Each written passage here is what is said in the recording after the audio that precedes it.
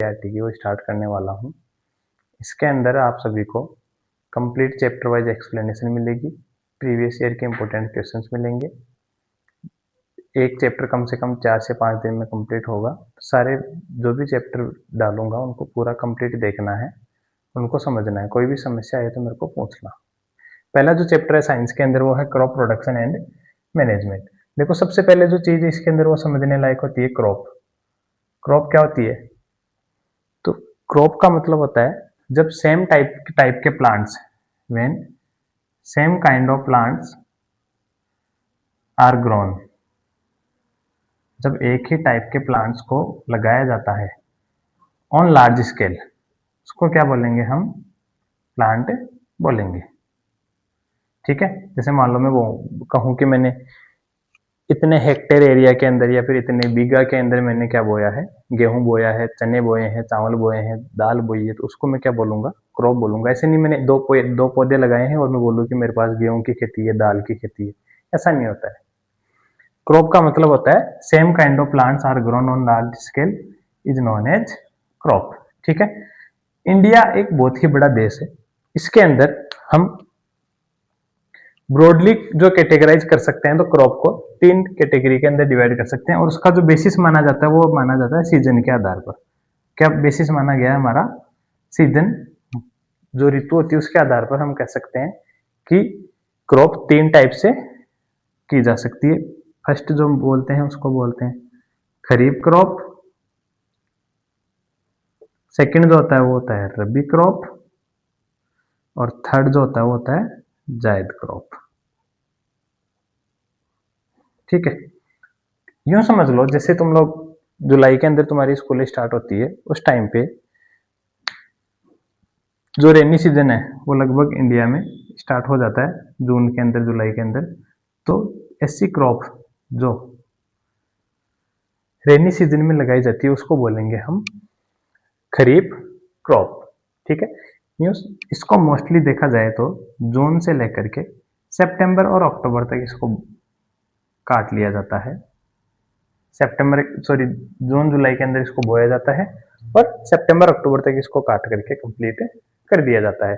ठीक है। तो ऐसी क्रॉप जिनको रेनी सीजन में लगाया जाता है, या फिर टाइमिंग की बात करें तो the crops which are sown in June to September, या फिर sown in June and harvested in September October are known as kharif crops. इसके अंदर देखा जाए तो एग्जाम्पल बाजरा हो सकता है। ठीक है।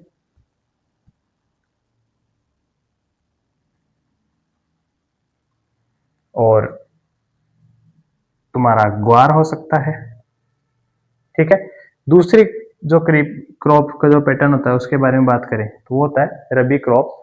रबी क्रॉप को हम बोल सकते हैं कि विंटर सीजन में बोई जाने वाली फसलों को क्या बोलेंगे हम? रबी क्रॉप। जैसे ये फसल कट जाएगी, देखो इंडिया में है ना फेस्टिवल भी है ना क्रॉप के अकॉर्डिंग ही डिसाइड किए जाते हैं। 2 मेन फेस्टिवल माने जाते हैं हमारे इंडिया के अंदर, होली और दीपावली। जैसे हमने खरीफ की फसल काटी, उससे काट करके उनको बेच करके हमारे पास जो पैसे आएंगे उसको हम लगा देंगे दीपावली के खर्चे में। मतलब ये यूं समझ लो कि जो मोस्ट ऑफ द इंडिया है ना वो सारा डिपेंड करता है एग्रीकल्चर के ऊपर। तो वहां से हमने जो खरीफ क्रॉप लगाई है वो सितंबर अक्टूबर तक काट लेंगे। अक्टूबर के समथिंग लास्ट में या फिर नवंबर के स्टार्टिंग में दीपावली हमारी मनाई जाती है। तो इस फेस्टिवल की, इस जो खरीफ फसल काटी हमने 2-3 महीने की जो थकान है वो दूर हो जाएगी हमारी दीपावली से। फिर उसके बाद में हम वापस से खेती में लगेंगे। फिर हम जो अगली खेती है उसका नाम है रबी क्रॉप। ऐसी क्रॉप जिनको हम सर्दियों में लगाते हैं उनको बोलेंगे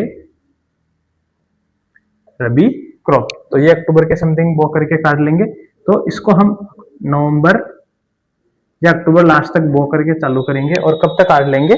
मार्च अप्रैल तक। अभी मार्च का महीना चल रहा है तो इस फसल की कटाई शुरू हो चुकी है, तो मार्च और अप्रैल तक इनको काट पीट करके हम खत्म कर देंगे।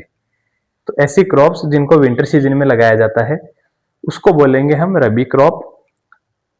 नवंबर के समथिंग बोया जाता है, अक्टूबर में भी बो सकते हैं, नवंबर में बोना स्टार्ट हो जाता है और मार्च अप्रैल तक इसको चलाएंगे। उसको बोलेंगे हम रबी क्रॉप। एग्जाम्पल की बात करें तो अभी कौन कौन सी फसल बो रखी है? गेहूं है क्या? तो व्हीट हो गया। चने हैं क्या? ऐसे 2 4 5 फसलों के एग्जाम्पल, ये मोस्ट इंपोर्टेंट क्वेश्चंस में से भी माना जाता है। बोर्ड एग्जाम में पूछा जाता है कि रबी क्रॉप खरीफ क्रॉप के एग्जाम्पल या फिर उनकी डेफिनेशन देकर के उनके एग्जाम्पल को एक्सप्लेन करना है।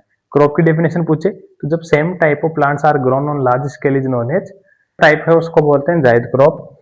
ये एनसीईआरटी में नहीं है, लेकिन ये सीजन के अकॉर्डिंग क्रॉप का ही पैटर्न के ऊपर बनाया हुआ है। ये जब मार्च अप्रैल के बाद में हम इनको फसल को काट लेंगे, ठीक है, गेहूं चने वगैरह को काट लेंगे। उसके बाद में देखो अप्रैल के बाद में हमारे पास टाइम है मई जून का, ठीक है। तो मार्च के अंदर अगर हमने काट दी फसल तो उसके बाद में हमारे पास 2 से 3 महीने का टाइम बच जाता है। उस टाइम के दौरान हम क्या कर लेते हैं, जैसे कुंबर, गॉड, खीरा ककड़ी वगैरह, वाटरमेलन, मस्क मेलन ये आते हैं। तो ऐसी फसल को बोला जाता है जायद क्रॉप, ठीक है। खीरा ककड़ी तरबूजे खरबूजे इन सबको जो फसल लगाई जाती है उसको बोलेंगे जायद क्रॉप। और ऐसी फसल में मोस्टली पानी की ज्यादा जरूरत पड़ती है। इस वाली फसल के अंदर पानी की जरूरत कम पड़ेगी क्योंकि ये बारिश के दिनों में होती है, तो बारिश नेचुरल से वैसे ही बारिश आ रही है, तो इन फसलों को पानी की जरूरत कम पड़ती है।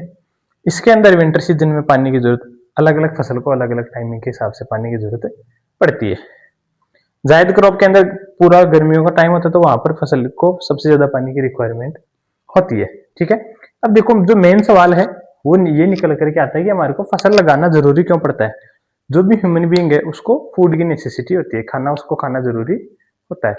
इस कारण से हम सभी लोग खेती नहीं करते, कुछ जॉब भी करते हैं, तो उसके लिए जो फार्मर्स होते हैं वो अपने एक्स्ट्रा इनकम को बढ़ाने के पर्पज से क्या करते हैं, क्रॉप का प्रोडक्शन किया जाता है, उनको सेल करते हैं, फिर वहां से अपनी जो फैमिली की इनकम होती है उसको निकालते हैं।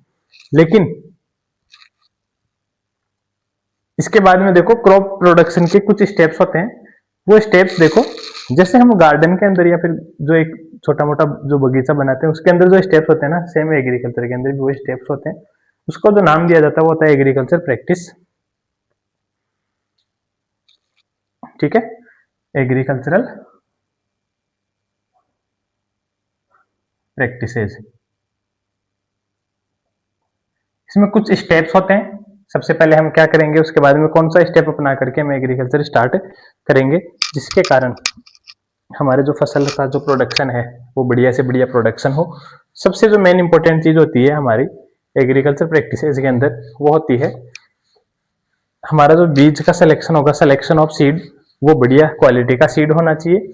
और उसके साथ ही हमारी जो सोइल है वो भी उस सीड को लिए सुटेबल होनी चाहिए, ठीक है। तो कुछ स्टेप्स लिख रहा हूं मैं, agricultural practices.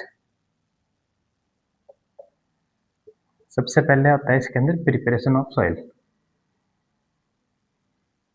Preparation of soil मतलब मिट्टी को तैयार करना। मिट्टी को तैयार करने का मतलब ये तो है नहीं कि उसको नहला धुला करके तैयार कर दो।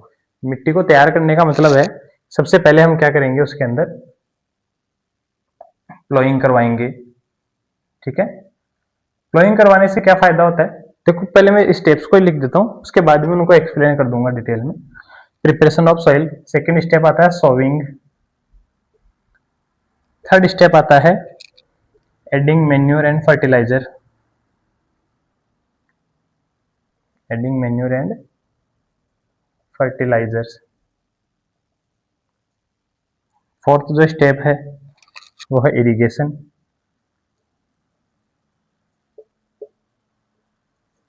फिफ्थ जो स्टेप है वो प्रोटेक्टिंग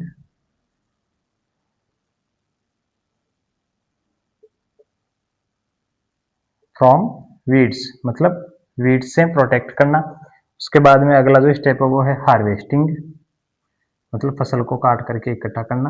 और जो नेक्स्ट स्टेप है वो है स्टोरेज।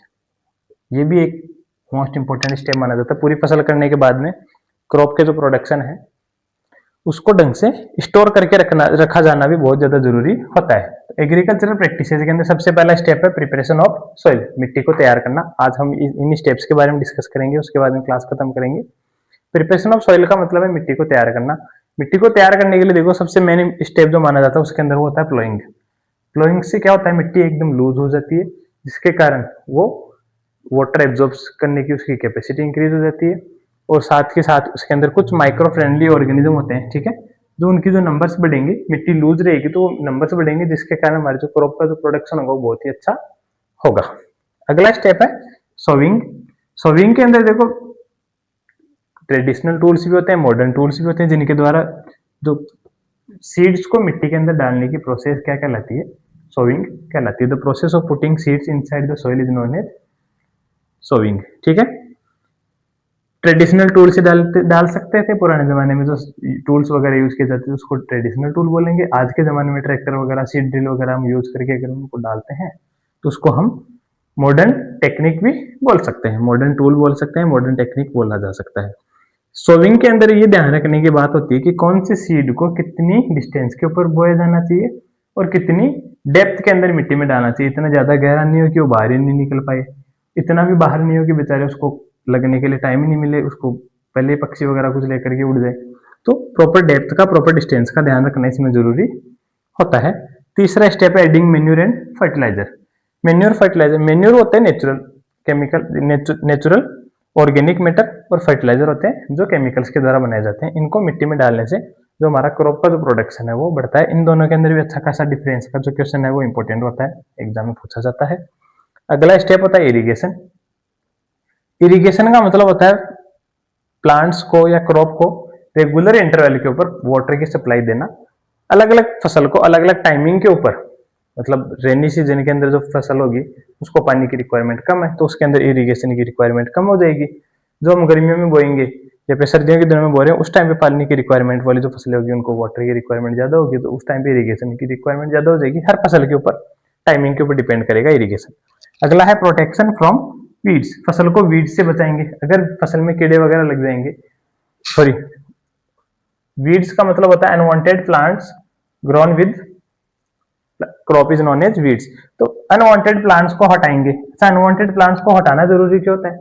हमारे साथ हमने जो क्रॉप लगाई उसके साथ में फिर वो क्या करने लग जाएंगे, कंपीट करने लग जाएंगे, जिससे कि जो प्लांट्स है, जो क्रॉप हमने लगाई है वो प्रॉपर ग्रो नहीं कर पाएगी। तो उसके लिए वीड्स को हटाना भी जरूरी होता है। अगर वीड्स नहीं हटाएंगे तो वो सनलाइट के लिए कंपीट करेंगे, फूड के लिए कंपीट करेंगे, मेन्योर वगैरह फर्टिलाइजर वगैरह के लिए कंपीट करेंगे, जिसके कारण क्रॉप की ग्रोथ प्रॉपर नहीं हो पाएगी और जो प्रोडक्शन हमारा मेन जो काम है क्रॉप का प्रोडक्शन, वो क्या हो जाएगा, खराब हो जाएगा, लो हो जाएगा, जिससे हमारे को नुकसान होगा। तो हमें क्रॉप को प्रोटेक्ट करना भी जरूरी होता है। अगर हम उसको मैनुअली कर रहे हैं, ठीक है, तो जो उसमें अलग अलग स्टेप्स आएंगे, कैसे कैसे कर सकते हैं वो पढ़ेंगे आगे। अगर हमने केमिकल्स का स्प्रे कराया है उस प्रोसेस को बोला जाता है, इसको रिमूव करने की प्रोसेस को बोलेंगे वीडिंग। क्या बोलेंगे? वीडिंग। प्रोसेस को, जो वीड्स को हटाने की प्रोसेस, उस प्रोसेस का नाम दिया जाता है वीडिंग। और जिन केमिकल्स का यूज करके हम उसको हटा सकते हैं उन केमिकल्स को बोलते हैं वीडिसाइड्स, ठीक है। केमिकल्स का यूज किया है उन केमिकल्स को बोलेंगे वीडिसाइड्स और इस प्रोसेस को बोलेंगे वीडिंग, ठीक है। चाहे से हमने मैनुअली कराओ, चाहे से केमिकल्स के यूज के द्वारा किया हो। फिर उसके बाद में अगला स्टेप आता है हार्वेस्टिंग। हार्वेस्टिंग का मतलब होता है क्रॉप को काट करके सेपरेट करना, क्रॉप को काटना, इकट्ठा करना, अलग करना, उसको बोलेंगे हार्वेस्टिंग। लास्ट स्टेप जो आता है हमारा स्टोरेज, ठीक है। लास्ट स्टेप कौन सा है? स्टोरेज है, जिसका मतलब होता है क्रॉप हमने काट ली, सेपरेट कर ली, ग्रेन को अलग कर दिया, हस्क वगैरह को अलग कर दिया, मतलब फसल में से अनाज था उसको अलग निकाल लिया, चारा भूसा जो बचा था, एक्स्ट्रा वेस्टेज था जो काम का था उसको सेपरेट कर लिया, उसको बोलेंगे हम हार्वेस्टिंग। हार्वेस्टिंग के लिए मशीनें आती है। स्टोरेज के अंदर देखो, हमने अनाज को सेपरेट इकट्ठा करना है और जो चारा वगैरह होता है उसको अलग सेपरेट कर लिया। उसको स्टोर करना सबसे इंपॉर्टेंट चीज होती है। अगर हमने सब कुछ अच्छा कर दिया, लास्ट में उसको स्टोर नहीं कर पाए, उसमें रेस वगैरह लग गए या फिर बाहर खुले में छोड़ दिया, बारिश वगैरह आ गई जिसके कारण पूरा अनाज खराब हो गया, तो ये सारे स्टेप हमारे क्या हो जाएंगे, बेकार हो जाएंगे, उनका कोई सेंस ही नहीं निकलेगा। इसलिए सबसे मोस्ट इंपॉर्टेंट जो स्टेप होता है वो स्टोरेज को भी माना जाता है कि अनाज को लंबे समय तक स्टोर करके रखा जा सके, ठीक है। इसके बाद में अब आगे इन स्टेप्स के बारे में हम कल डिटेल में पढ़ेंगे। बाकी देखते रहो, क्लास पढ़ते रहो, कोई समस्या है तो पूछना। Thank you.